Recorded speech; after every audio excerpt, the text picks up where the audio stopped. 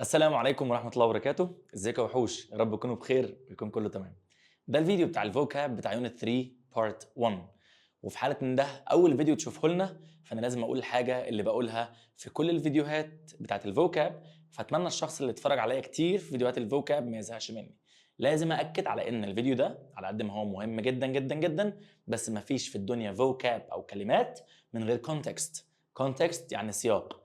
لازم بعد ما تشوف الفيديو ده وتتعرف على الكلمات الجديده بتاعت اليونت تقرا الريدنج تكست، تقرا النص بتاع القراءه اللي موجود في الدرس. ده بيعرفك حكايه الدرس ايه قصته، وبيفرق معاك جدا جدا في حفظ الكلمات، لان دايما لما الكلمه بترتبط بالحكايه اللي طالعه منها ده بيفرق جدا جدا. الدرس النهارده بيتكلم عن حاجه مهمه اسمها surround sound، الصوت المحيطي او الصوت المجسم، الاحساس اللي بتحسه وانت في السينما بالذات لما بتكون قاعد كده والصوت جاي من كل حته، يمين وشمال وفوق وتحت وكل حاجه، ده اسمه surround sound.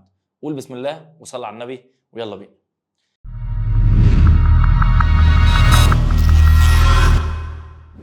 اول كلمه عندنا هي كلمه imagine. imagine فعل قديم جدا اعتقد انك عارفه، فعل بمعنى يتخيل. تاني imagine.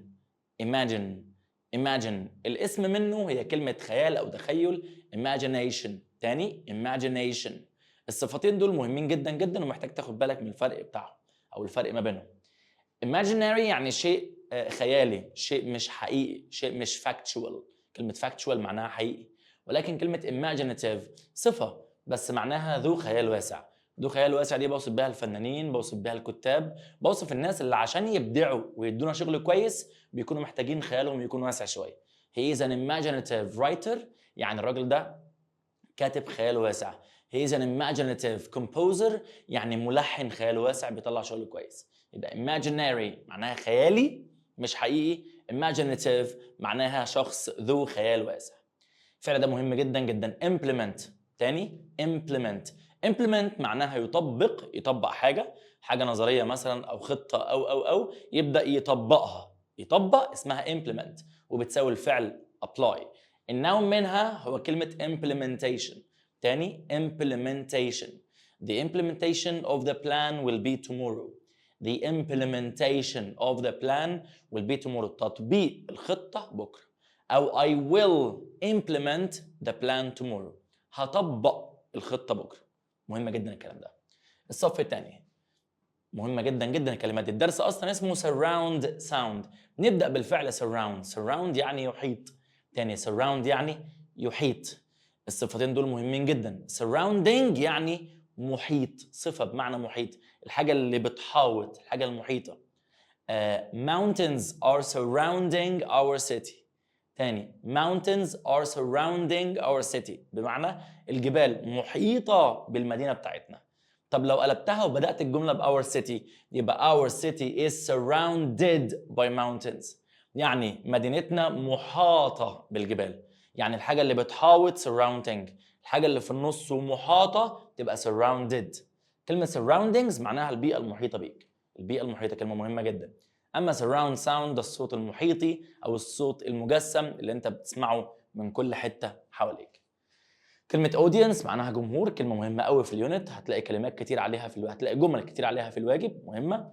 وكلمة visuals معناها مؤثرات بصرية. من ضمن الحاجات لما تقرا الريدنج هيقول لك إن التقدم في الفيجوالز اللي هي المؤثرات البصرية، الحاجات اللي بتشوفها زي شاشة السينما مثلا، كانت قبل موضوع الصوت. يعني زمان كانت الصورة قوية قوي، طوروا من الصورة قبل ما يطوروا من الصوت. أتمنى تكون الكلمات سهلة عليك. يلا بينا. نمبر 2 او بيج نمبر 2 السبوره الثانيه بتاعتنا. الفعل ده مهم جدا، من اهم الافعال ما كانش اهم فعل في اليونت. immerse. قول معايا immerse. immerse. immerse معناها يغمس. انا ليا ترجمه كده حاسس ان هي هتبقى اقرب لقلبك يعني هتفهم بيها اكتر الكلمه دي. immerse يعني يسحل. تاني immerse يعني ايه؟ يسحل. عارف انت يجنن، اللي هو دخلت في حاجه اتسحلت بيها، فimmerse. ممكن اقول لك immerse yourself in the group، اغمس نفسك جوه المجموعه، اختلط بالناس. immerse yourself in your study، اغمس نفسك، اسحل نفسك في الدراسه بتاعتك وهكذا. immersion هو الانغماس. immersion هو الانغماس، السحله نفسها، السحله في شيء، الاسم يعني ده اسمه immersion. immersive و immersed صفات مهمه قوي. The movie is so immersive. immersive يعني الفيلم ده بيسحل، بيجذب الانتباه، وانت بتتفرج تحس انك مش عايز تعمل حاجه غير الفيلم ده. طب وانا بتفرج على الفيلم I was immersed. يعني ايه immersed؟ كنت منجذب، كنت مسحول، كانت الدنيا بايظه مني خالص، مش شايف اي حاجه غير الفيلم ده. انا كنت immersed. مهمه جدا جدا الكلمات دي. approach كلمه قديمه قلناها قبل كده، ليها معنيين، تيجي بمعنى منهج او طريقه، وتيجي بمعنى يقترب. approach me يعني اقترب مني. تاني approach me يعني اقترب مني. we will implement اللي لسه واخدينه من شويه the new approach tomorrow. هنطبق الطريقه الجديده بكره. مهم جدا الكلام ده. speaker كلمه من الكلمات المهمه، مش معناها هنا متحدث، دي معناها سماعه، لان انا بتكلم على الصوت والصوت بيخرج من speakers. كمل معايا. mass produce فعل مهم برضو، معناه ينتج بكميات. تاني ينتج بكميات.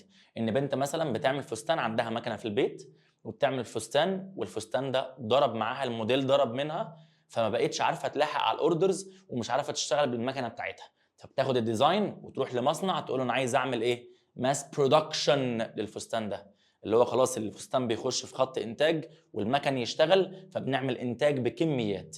فالفعل اللي معنى ينتج بكميات، ينتج كميا، اسمه ماس برودوس. اما الانتاج الكمي كاسم ده اسمه ماس برودكشن. اما الشيء اللي بيتم انتاجه كميا ده ماس برودوست. ركز قوي في الفروق دي عشان مهمه. استرونوت واسترونومر واسترولوجر، الثلاث كلمات دول بيجوا مع بعض دايما في الاختيارات، اوعى تلخبط ما بينهم. الاسترونوت هو رائد الفضاء، الجمله فيها ان في حد بيسافر يعمل حاجه في الفضاء، بيسافر في سفينه فضاء، سبيس شاتل مكوك او سبيس كرافت، دي كلها اسمها سفن فضاء او مكوك فضائي، ده الاسترونوت. طب عالم الفلك ده بيعمل ايه يا مستر محمد؟ عالم الفلك مش بيسافر للفضاء، اكيد ممكن يسافر، مش ممنوع عليه، بس اقصد ان وظيفته الاساسيه هي الدراسه. الناس اللي بيكونوا عارف انت جايبين تلسكوب كده وقاعدين في الصحراء بيدرسوا الكواكب، النجوم، القمر، مش عارف ايه. اقول لك كمان الناس دول هم اللي بيتنبؤوا بالظواهر الطبيعيه اللي زي الخسوف والكسوف والحاجات دي. الناس دول هم اللي بيجيبوا لنا هلال شهر رمضان والوقفه امتى والعيد امتى ورمضان هيخلص امتى والكلام دوت. يبقى دول وظيفتهم الدراسه. كلمه استرولوجر معناها دجال او مشعوذ نصاب، يعني هتشوفها مالكش دعوه بيها اصلا، الدرس ملوش علاقه بيها خالص، بس عشان الثلاثه بيجوا مع بعض فانت ممكن تتلخبط. ركز قوي قوي، اهم فرق ما بين استرونوت رائد الفضاء اللي بيسافر والاسترونومر اللي بيدرس. استرونومر لو شلت الاي ار وحطيت واي تبقى استرونومي، ده علم الفلك نفسه. تاني استرونومي ده علم الفلك، ولو شلت هنا الاي ار وحطيت واي تبقى استرولوجي، الدجل او الشعوذه. اعتقد الكلام واضح والكلمات سهله. كلمة spectacular صفة مهمة بمعنى رائع. تاني spectacular نطقها سخيف شوية. spectacular. spectacular معناها رائع. spectacularly معناها بشكل رائع. The system was used spectacularly. السيستم تم استخدامه بشكل رائع. spectacularly حال. convenient معناها مريح أو مناسب. خدت الكلام ده في تانية ثانوي. convenience شيل التي وحط سي اي تديك الراحة أو التناسب. عكسها inconvenient اللي مش مريح أو مش مناسب، و inconvenience ده عدم الراحة أو عدم التناسب.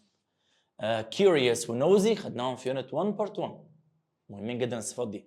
curious و nosy الاثنين معناهم فضولي. أما كلمة experiment معناها تجربة معملية، بتجرب حاجة لإثبات صحة نظرية، لتحضير مركب، مش عارف ايه الكلام ده، أو بتعمل تجارب على حاجة، تجارب عملية زي التجارب على موضوع الصوت هنا، كانوا بينتجوا ويجربوا وهكذا.